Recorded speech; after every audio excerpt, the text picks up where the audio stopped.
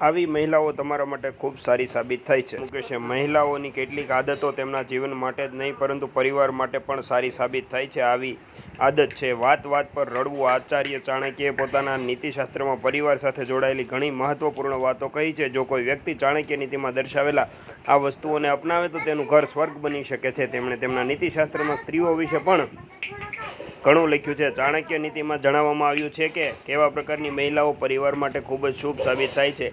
આચાર્યના મતે જે મહિલાઓ વાત વાત પર રડે છે તે ખૂબ જ લાગણીશીલ સ્વભાવની હોય છે. આવી મહિલાઓ પોતાના પતિ અને પરિવારથી દૂર રહેવા માંગતી નથી. પરિવારને સાથે રાખવા માટે તેમની આ લાગણી ખૂબ સારી છે. આ મહિલાઓ પોતાના પરિવારને સાથે લઈને ચાલે છે. આચાર્ય ચાણક્ય અનુસાર જે મહિલાઓ વાત પર રડે છે તેમાં તણાવ અને ગુસ્સો જમા થતો નથી.